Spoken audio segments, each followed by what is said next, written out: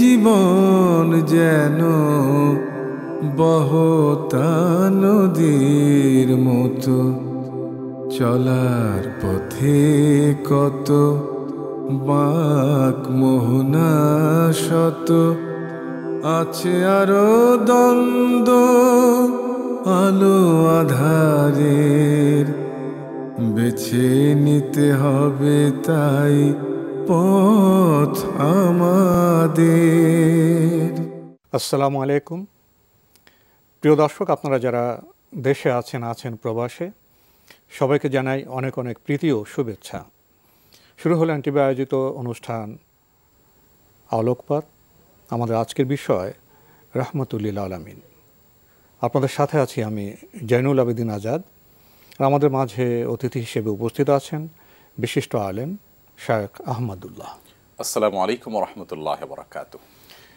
প্রিয় দর্শক, আমরা নবী সাল্লাল্লাহু আলাইহি ওয়াসাল্লামের জীবনী নিয়ে ইতিহাসের নিরিখে কিছু কথা বলার চেষ্টা করছি। গত পর্বে আমরা ইফকের ঘটনা, অর্থাৎ আয়েশা রাদিয়াল্লাহু তাআলা আনহার উপর যে অপবাদ দেওয়া হয়েছিল সেই সম্পর্কে জেনেছি, এবং পাশাপাশি আমরা অনেকগুলো শিক্ষাও গ্রহণ করতে পেরেছি। আমরা আজকে এর পরের যে বিষয়গুলো আছে সেখানে যাওয়ার চেষ্টা করব, আর এ বিষয়ে কথা বলবেন শায়েখ আহমদুল্লাহ। আমরা ইফকের ঘটনা সম্পর্কে বিস্তারিত আলোচনা যতটুকু সম্ভব হয়েছে করেছি। এর পরে যেটি ঘটেছে নবী করিম সাল্লাল্লাহু আলাইহি সাল্লামের জীবনে, যেহেতু আমরা শুরু থেকে অনুষ্ঠানে আলহামদুলিল্লাহ ধারাবাহিকভাবে নবী করিম সাল্লাল্লাহু আলাইহি সাল্লামের জন্ম থেকে নিয়ে এই পর্যন্ত চলে এসেছি, এই পর্যায়ে আমরা যেটি দেখতে পাই যে ইফকের ঘটনার ঠিক পরপর, অর্থাৎ পঞ্চম বা ষষ্ঠ হিজরি শতাব্দী বর্ষে যখন গজওয়াতুল মুরাইসা বা বানিল মুস্তালিক হয়ে শেষ হলো এবং ইফকের ঘটনার পরিসমাপ্তি হলো, আল্লাহ তাআলা আয়াত নাজিল করে আয়েশা রাদিয়াল্লাহু আনহার পুত্র পবিত্রতার ঘোষণা দিলেন এবং এ বিষয়ে সুরাহা করলেন। তারপরে মদিনাতে নবী করিম সাল্লাল্লাহু আলাইহি সাল্লাম অনেকটাই প্রশান্তির আবহ দেখতে পেলেন, কারণ মুনাফিকদের নানাভাবে তাদের যে আপনার মুখোশ আছে সেটাকে আল্লাহ তাআলা কোরআনে কারিমে ওহী নাজিল করে করে উন্মোচন করে দিলেন। তাদের প্রচেষ্টা বারবার ব্যর্থ হলো, তারা বিভিন্ন চক্রান্ত করেছে। এবং এখানে আমার মনে হয় একটা বিষয় খুব জরুরি, সেটা হলো নবী করিম সাল্লাল্লাহু আলাইহি ওয়াসাল্লাম তার পরিবারের চরিত্র নিয়ে কথা তোলা। এটা আজও যারা ইসলামকে আঘাত করতে চায় তাদের বড় হাতিয়ার, তখনও মুনাফিকদের সবচেয়ে বড় হাতিয়ার এটি ছিল। কখনো তারা নবী করিম সাল্লাল্লাহু আলাইহি ওয়াসাল্লামকে যুদ্ধলব্ধ সম্পদের বন্টনের ক্ষেত্রে প্রশ্ন তুলেছিল যে আপনি ন্যায়নিষ্ঠভাবে বন্টন করছেন না। কখনো তারা প্রশ্ন তুলেছে তার স্ত্রীর চরিত্র নিয়ে, অর্থাৎ তার ব্যাপারে কালিমা লেপন করে ইসলামকে বিভ্রান্তি সৃষ্টি করা, সত্যের সরল পথকে বাধাগ্রস্ত করা। কারণ ইসলাম এসেছে, ওহী এসেছে যে নবীর মাধ্যমে, সে নবীর ব্যাপারে যদি কোনো প্রকার প্রশ্ন তোলা যায় এবং কোনো প্রকার আপত্তি তোলা যায়, সমাজে বিভ্রান্তি সৃষ্টি করা যায়, তাহলে সেক্ষেত্রে সমাজের মানুষ ইসলাম থেকে খুব সহজে হয়তো দূরে সরবে। এই আকাঙ্ক্ষা থেকে তখনকার মুনাফিকরা যা করেছে আজও তা করা হচ্ছে, হয়তো কিয়ামত পর্যন্ত সেটিই করবে। আর এই জন্য এখনও তো আপনার বর্তমান সভ্যতায় যারা ইসলামের ব্যক্তিত্ব, যারা ইসলামকে জ্ঞানভিত্তিক প্রচার করছেন চেষ্টা করেন এবং যারা সমাজ জীবনে ইসলাম বাস্তবায়নের চেষ্টা করছেন, তাদের উপর অনেক অপপ্রচার অপবাদ দেওয়া হচ্ছে। অর্থাৎ প্রক্রিয়া একটাই, এবং সে প্রক্রিয়া যুগে যুগে শুধুমাত্র ব্যক্তি বা চরিত্র বদলায়, কিন্তু মূল বিষয় একটাই থাকে, অর্থাৎ চরিত্রে কালিমা দেওয়া। আমরা এটাকে বলতে পারি ঐতিহাসিক প্রক্রিয়া। যাই হোক, তো রাসূল আকরাম সাল্লাল্লাহু আলাইহি সাল্লাম সেটা থেকে যখন উতরে গেলেন এবং মুসলমানরা এই বিভ্রান্তির এবং এই তাদের এই অপচেষ্টাকে ব্যর্থ করে দিলেন কোরআন কারিমের ওহীর মাধ্যমে, দিনের আলো মতো পরিষ্কার হয়ে গেল। তো এদিকে ইহুদিরা তো আগেই অবদমিত হয়ে গেছে, মুনাফিকরাও এখান থেকে তাদের চূড়ান্ত যে আঘাত ছিল সেটাতে তারা ব্যর্থ হয়েছে।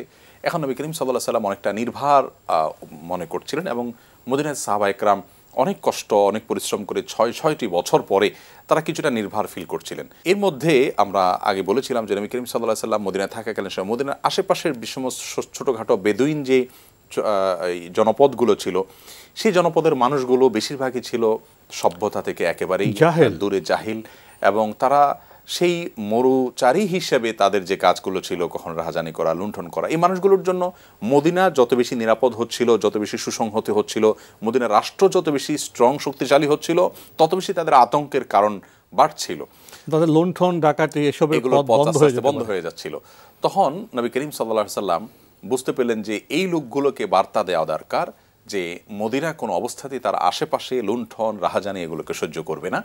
তো সেই জন্য নবী করিম সাল্লাল্লাহু আলাইহি ওয়াসাল্লাম ছোট ছোট অনেকগুলো উপদল এগুলোকে অভিযানে পাঠালেন, এবং এই অভিযানগুলোর লক্ষ্যই ছিল মহড়া দেওয়া, যে তোমরা সেখানে ঘুরে তাদেরকে বার্তা দাও যে আমরা কিন্তু বেখবর নই, তোমরা কি করছো, তোমরা তোমাদের জায়গায় তোমরা স্বাধীনভাবে বসবাস করো, সঠিকভাবে বসবাস করো, কোনো পথচারীর পথ চলায় তোমরা কোনো প্রকার বিঘ্ন সৃষ্টি করতে পারবে না, অন্যায় করতে পারবে না, এবং তাইলে খবর আছে, তাহলে তোমাদের খবর আছে, এবং মদিনা রাষ্ট্রের দিকে কোনো প্রকার তোমাদের লোলুপ দৃষ্টি যেন না হয়, সেখানে কোনো প্রকার অন্যায় আচরণ করার যেন দুঃসাহস তোমরা না করো। এই যে একটা মহড়া, তোমরা তোমাদের সীমায় থাকো, সীমা লঙ্ঘন করো না। দেখুন নবী করিম সাল্লাল্লাহু আলাইহি ওয়াসাল্লাম চাইলে আজকালকার যুগে যেরকম হয়ে থাকে আতঙ্ক সৃষ্টি করার জন্য, ত্রাসের সৃষ্টি করার জন্য কিছু খুন, নিঃশেষ করে দেওয়া, কিছু আপনার কি বলে দুঃসাহসী কিছু আপনার অভিযানের নাম করে কিছু মানুষকে হত্যা করা, আতঙ্ক ত্রাসের সৃষ্টি করা, মানুষের ভিতরে ভীতি সঞ্চার করা, এগুলো করতে পারতেন। কিন্তু রাসূল আকরাম সাল্লাল্লাহু আলাইহি ওয়াসাল্লাম তো আল্লাহর পক্ষ থেকে প্রেরিত নবী, রাহমাতুল আলামিন, তিনি তো মানুষের সংশোধনের জন্য এসেছেন, তিনি তো শেষ করার জন্য আসেননি, তিনি তো কারোর ক্ষতি করার জন্য আসেননি, তার জীবনে কখনো অন্যায়ভাবে কারোর প্রতি কোনো আচরণই করেননি। তো যাই হোক, এই অভিযানগুলোতে তিনি শুধুমাত্র বার্তা দিতে চাইলেন, সে বার্তা তারা গ্রহণও করলেন। আলহামদুলিল্লাহ অনেকগুলো অভিযান হয়েছে, সবগুলো অভিযানই শান্তিপূর্ণভাবে হয়েছে এবং সেখানে কোনো প্রকার হতাহত হয়নি, কোনো প্রকার ক্ষয়ক্ষতি হয়নি। বার্তা প্রদানের অভিযান, সে বার্তা দেওয়া হয়ে গেছে, তারা মদিনায় ফিরে আসলেন। আমার মনে হয় যে এই জায়গাটাতে আমরা চিন্তা করতে পারি কিনা যে রাহমাতুল্লিল আলামিন, আল্লাহর পক্ষ থেকে প্রেরিত, হেদায়েতপ্রাপ্ত, আল্লাহ তাকে গাইড করছেন, এই কারণে কিন্তু এত বিচক্ষণতার সাথে একটা রাষ্ট্র সেই সমাজে আশেপাশে আপনি দেখুন মক্কা থেকে পুরো দমে শত্রুতা চলছে, ভেতরের শত্রু ইয়াহুদি মুনাফিকরা তো আছেই, আশেপাশে বেদুইনরা ডিস্টার্ব করছে, অর্থাৎ চতুর্মুখী শত্রুতার মোকাবেলা করে মাত্র 6 বছরের ব্যবধানে একটা রাষ্ট্রকে সম্পূর্ণ স্থিতিশীল পর্যায়ে নিয়ে যাওয়া। যখন যেটা করা দরকার, অভিযান চালানো দরকার তখন অভিযান চালাচ্ছেন, যুদ্ধের জন্য কেউ এসেছে এটা মোকাবেলা করা দরকার তখন সেটা মোকাবেলা করছেন, সন্ধি চুক্তি করা দরকার ভেতরের লোকদের সাথে ইয়াহুদিদের সাথে শান্তি চুক্তি করছেন। অর্থাৎ যখন যে স্টেপটা নেওয়া দরকার ঠিক সেই স্টেপটা সময় মতো নিয়ে একটা রাষ্ট্রকে আসলে বিস্মিত হওয়ার মতো। এবং বর্তমান যে সভ্যতা, রাষ্ট্র ব্যবস্থা যে কাঠামো, তার নিরিখে যেন বলতে পারি, আপনি তো উল্লেখ করেছেন যে কি একটি সমস্যা জর্জরিত সমাজে রাজনৈতিক কাঠামো তিনি এসেছিলেন। সেখানে তিনি গণ আকাঙ্ক্ষাকে 3 ভাগে ভাগ করেছেন। প্রথম আকাঙ্ক্ষা ছিল সেখানে আমান বা শান্তি। সেখানে মদিনায় গোত্রে গোত্রে এতটাই বিবাদ ছিল, একটা গোত্র থেকে আরেকটা গোত্র পার্থক্য হতো, একটি দুর্গ অর্থাৎ যুদ্ধের একটি ভবন দিয়ে পার্থক্য সৃষ্টি করা হতো। প্রথম উনি সেখানে শান্তি আমান প্রতিষ্ঠার বার্তা দিলেন, তারপরে সেখানে তিনি উন্নয়নের বার্তা দিলেন, তারপর অ্যাবসলিউট জাস্টিস। তখন কিন্তু গোত্রভিত্তিক বিবেচনা হতো, যেটা জাস্টিস বলা হয়, নিরঙ্কুশ ন্যায় বিচার সেটা ছিল না। রাসূল সাল্লাল্লাহু আলাইহি ওয়াসাল্লাম সেই অন্ধকার যুগে তিনি অ্যাবসলিউট জাস্টিস, নিরঙ্কুশ যে ন্যায়, সেটা বার্তা দিলেন। এই 3টি বার্তা যখন তিনি দিলেন এবং কাজে পরিণত করছেন তার আচরণের মাধ্যমে, তখন সংখ্যালঘু হওয়ার পরও ন্যাচারালি স্বাভাবিকভাবে তার নেতৃত্ব মদিনার জনমনে হৃদয়ে হৃদয়ে প্রতিষ্ঠিত হয়ে গেল, মানুষ নিজে থেকে গ্রহণ করলো, এর জন্য বলপূর্বক কিছু করতে হলো না, এবং এখানে সকল পলিটিক্স করতে হয়নি। এটাই সবচেয়ে আমার মনে হয় বড় শিক্ষার বিষয়, যে মদিনা রাষ্ট্রকে গঠন করতে গিয়ে সকল তথাকথিত রাজনীতি, আজকাল আমরা যেটা কূটনীতি করতে হয়, এই সমস্ত রাজনীতি, অর্থাৎ যেটাকে আমরা বলি ক্যাডার বেজ রাজনীতি, যেটাকে আমরা ব্লেম গেমের রাজনীতি, এটা না করে, কোনো প্রকার অবিচার না করে, জুলুম না করে, সেই যুগের তখনকার এত কঠিন গণ আকাঙ্ক্ষাকে উনি স্পর্শ করেছেন। শান্তি প্রতিষ্ঠার চেষ্টা করেছেন, তারপরে আপনার নিরাপত্তা দিয়ে উন্নয়ন কিভাবে তাদের জীবন জীবিকার উন্নয়ন হবে, যেটা মানুষ চায়, উন্নত জীবন চায়। মক্কা থেকে যখন হিজরত করে আসা সাহাবীদের অবস্থা আমরা দেখলাম যে প্রত্যেকটা মানুষ খালি হাতে এলেন, এতগুলো মানুষ খালি হাতে এলেন একটা জায়গায়, সেখানে তো দুর্ভিক্ষ হওয়ার কথা ছিল, কিন্তু সেখানে জনচাপ, অভিবাসীদের চাপ, মুহাজিরদের চাপ, সবগুলোকে সামলে মাত্র 6 বছরের মধ্যে একটা রাষ্ট্র সম্পূর্ণ সাস্টেইন লেভেলে, একেবারে স্থিতিশীল সম্পূর্ণ একটা লেভেলে, মুহাজিররা যারা কপর্দহীন ছিলেন তারা বিশাল বিশাল সম্পদের অধিকারী হয়ে গেলেন, তারা কাজ করতে চেয়েছেন, মদিনার আনসার ভাইরা তাদেরকে দিতে চেয়েছেন, তারা বাজারটা কোথায়, তার নিজস্ব পুঁজিতে তিনি ব্যবসা করেছেন, তারপরে তারা সে সমাজ গড়তে সাহায্য করেছেন। এই যে একটি কর্মমুখী, এই যে আপনার প্রোঅ্যাক্টিভ যে একটা চেতনা আমরা বলি, এখন সাহাবাদের মধ্যে আমি মাঝে মাঝে বিস্মিত হয়ে যাই। আমরা এখন অনেক টার্ম ব্যবহার করি, প্রোঅ্যাক্টিভ, তারপরে প্রগ্রেসিভ। ওনারা যে কতটা প্রগ্রেসিভ ছিলেন, তাদের অর্থনৈতিক কর্মকাণ্ড বিশ্লেষণ করলে উপলব্ধি করা যায়। তো এই ছিল মোটামুটি রাসূল আকরাম সাল্লাল্লাহু আলাইহি সাল্লামের সারিয়া, অর্থাৎ ছোট ছোট অভিযানগুলোর কথা। সেগুলো শেষ করে এর পরে তিনি যে জায়গাটাতে যেতে চাচ্ছিলেন সেটা হলো যে তার এবং সাহাবীদের মনের ভিতরে তখন একটা আকাঙ্ক্ষা জাগ্রত হলো, মদিনাতে এখন আস্তে আস্তে আলহামদুলিল্লাহ স্থিতিশীল হচ্ছে, আমরা কি এবার একটু আল্লাহর ঘর জিয়ারত করতে একটু হৃদয়ের কথা শুনি। মদিনার মুসলমানদের মধ্যে একটি আকাঙ্ক্ষা জেগেছিল, আর এই আকাঙ্ক্ষাটা যেই ঘটনার মধ্য দিয়ে আল্লাহ রাব্বুল আলামিন বাস্তবায়ন করার স্বপ্ন দেখাচ্ছিলেন সাহাবীদেরকে, সেটি ছিল ঐতিহাসিক হুদায়বিয়ার যে ঘটনা সেটি।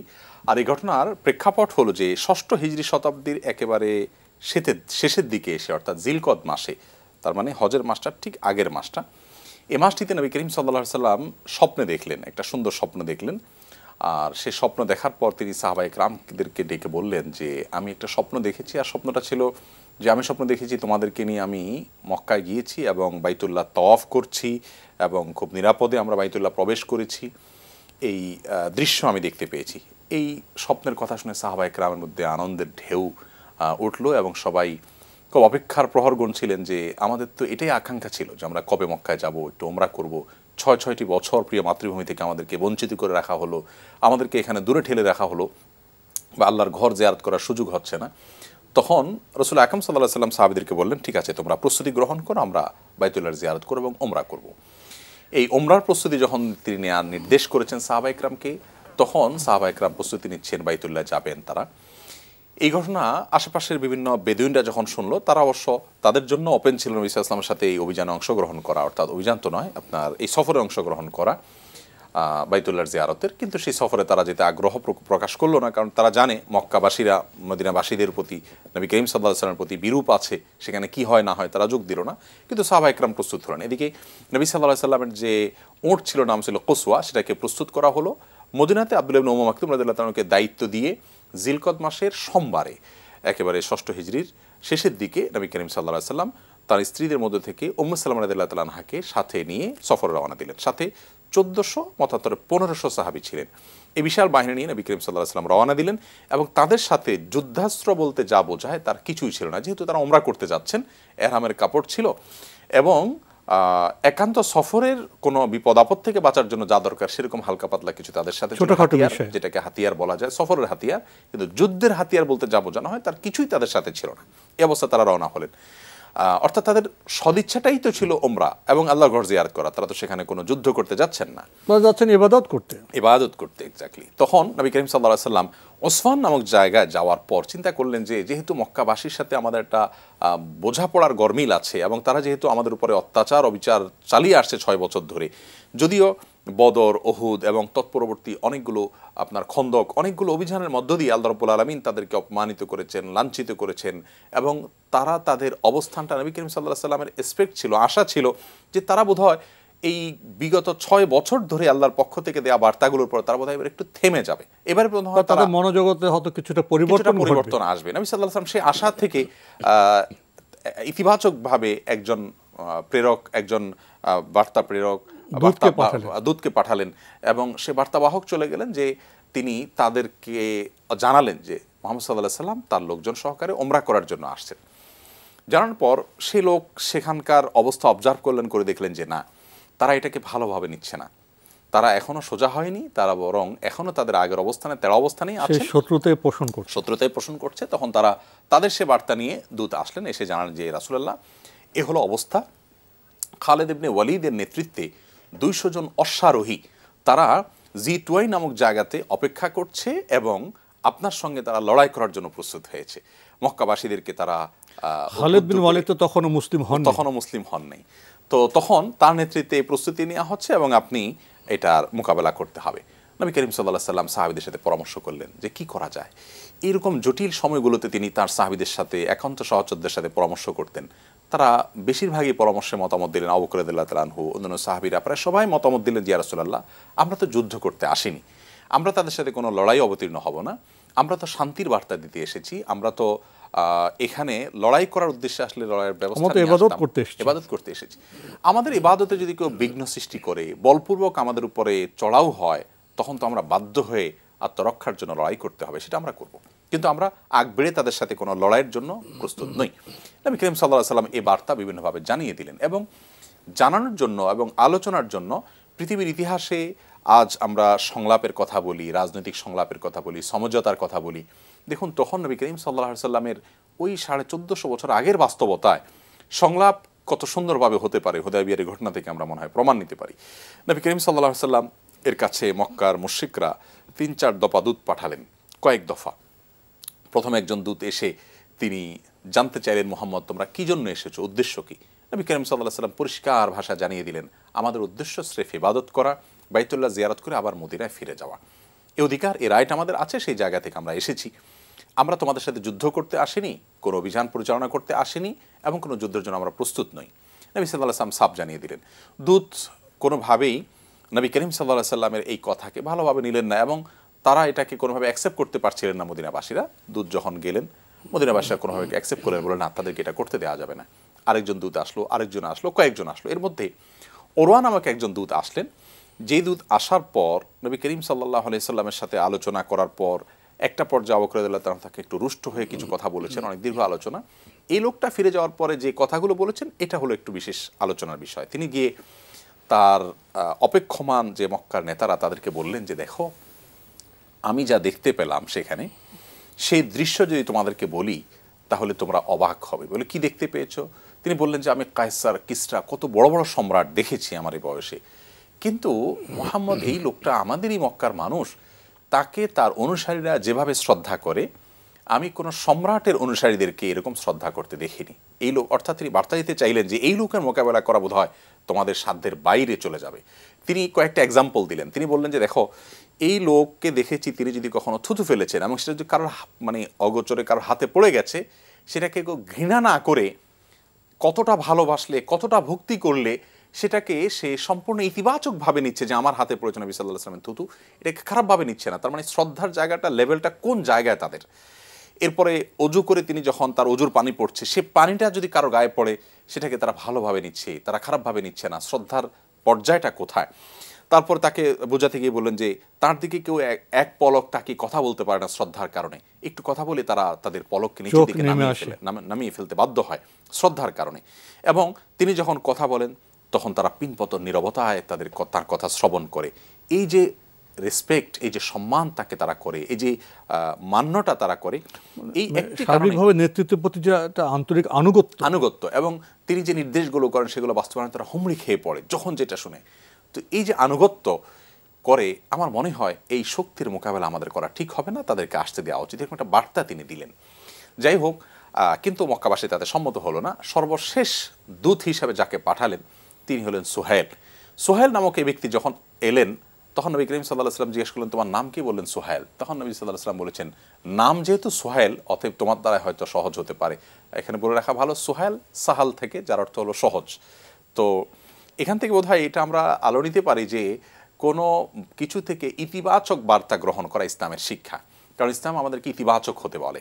নেতিবাচক বার্তা গ্রহণ করা, অর্থাৎ আমরা যেটাকে বলি হলো কোনো প্রকার এই যে ওইটাতে অপয়া আছে, অবিশ্বাস করা, শঙ্কা প্রকাশ করা, অকল্যাণ আছে এবং এটাতে ক্ষতি আছে। বলি না যে সকালে এটা দেখেছি তাই আমার ভালো নাই, ওইটা দেখেছি তাই আমার অকল্যাণ আছে সামনে, এরকম কিছু বিশ্বাস করে ইসলাম একেবারেই সমর্থন করে না, কুসংস্কার। কিন্তু এর বিপরীতে কোনো কিছু দেখে ভালো কিছু আশা করা, যে আমি যেহেতু একজন ভালো মানুষকে দেখেছি, আশাবাদী হওয়া। আজকাল আমরা মোটিভেশন দিতে গিয়ে আমরা আশাবাদী হওয়ার কথা বলছি, মানুষকে স্বপ্ন দেখাচ্ছি, মানুষকে ইতিবাচক হওয়ার কথা বলছি। আপনি দেখুন রাসূল আকরাম সাল্লাল্লাহু আলাইহি ওয়াসাল্লাম তখন সুহাইল নাম দেখে বললেন যে সুহাইল, এবং তার যে বডি ল্যাঙ্গুয়েজ আমরা যেটাকে বলি, এটা দেখে আমার কাছে মনে হচ্ছে যে সহজ হবে। ঠিকই এই লোকটার সাথে কথাবার্তা বলে কিছুটা ফলপ্রসূ হলো আলোচনা। এখানে আলোচনা শেষ, তাদের দূতদের আগমন শেষ। নবী করিম সাল্লাল্লাহু আলাইহি ওয়াসাল্লাম চিন্তা করলেন যে আমার পক্ষ থেকে একজন দূত মনে হয় পাঠানো দরকার। তখন তিনি ওসমান রাদিয়াল্লাহু তাআলা, প্রথমে ওমর রাদিয়াল্লাহু তাআলাকে প্রস্তাব করলেন। ওমর রাদিয়াল্লাহু তাআলা বললেন, ইয়া রাসূলুল্লাহ, অন্য কাউকে হলে সম্ভবত ভালো হয়, কারণ ওমর রাদিয়াল্লাহু তাআলা রাগী মানুষ, কখন কোন সিচুয়েশনের মুখোমুখি হয় কি হয়। তখন রাসূল আকরাম সাল্লাল্লাহু আলাইহি ওয়াসাল্লাম সাহাবীদের ভিতরে অত্যন্ত বিচক্ষণ, খুব শান্ত মেজাজের ওসমান রাদিয়াল্লাহু তাআলাকে নির্বাচন করে তাকে পাঠালেন সেখানে দূত হিসাবে। কিন্তু কাফেররা তাকে আটকে দিল। সাধারণত দূতকে আটকে দেয়া, দূতকে হত্যা করা, এগুলা সকল সভ্যতায় তখনও এটি দোষণীয় বিষয় ছিল। আটকে দেওয়ার পরও তো অনেক ঘটনা আছে, শেখার বিষয় আছে, সেসব বিষয়ে ব্যক্ত করার মতো সময় আজকের এই পর্বে আমাদের নেই। তো এই মাঝপথে আমাদের আজকে থেমে যেতে হচ্ছে, এখানে শেষ করতে হচ্ছে। শেখ আহমদুল্লাহ, আপনি কষ্ট করে আমাদের স্টুডিওতে এসেছেন, সময় দিয়েছেন, সেজন্য আপনাকে অনেক ধন্যবাদ। আপনাকে অনেক অনেক ধন্যবাদ। প্রিয় দর্শক, আমরা দেখছিলাম এনটিভি আয়োজিত অনুষ্ঠান রহমতুল্লিল আলামিন। আমাদের অনুষ্ঠান আপনারা এনটিভি অনলাইনেও দেখতে পারবেন, ভিজিট করুন www.ntvbd.com। এছাড়া আমাদের ইউটিউবে এবং ভেরিফাইড ফেসবুক পেজে অনুষ্ঠান দেখতে পারবেন। ইতিহাসের বিখ্যাত সে সন্ধি, হুদায়বিয়ার সন্ধি, আমরা আজকের আলোচনায় এই সন্ধির বিষয়কে শুধু স্পর্শ করতে পারলাম, এর ভেতরে যেতে পারলাম না। আমাদের তো মনে হচ্ছে এই হুদায়বিয়ার সন্ধিকে কেন্দ্র করে যে ঘটনা পরম্পরা, যে শিক্ষা, যে তাৎপর্য, এটি ইতিহাসের বিশেষ আলোড়িত একটি বিষয়। আমাদের আরও বোধহয় কয়েকটি পর্ব করতে হবে, সে আকাঙ্ক্ষা ব্যক্ত করে আমরা আজকে এখানে বিদায় নিচ্ছি। প্রিয় দর্শক, মহান আল্লাহ আমাদের সবাইকে নিরাপদে রাখুন, রাখুন শান্তিতে। আসসালামু আলাইকুম। চলার পথে কত বাঁক মোহনা শত, আছে আরো দ্বন্দ্ব আলো আধারের, বেছে নিতে হবে তাই পথ আমাদের।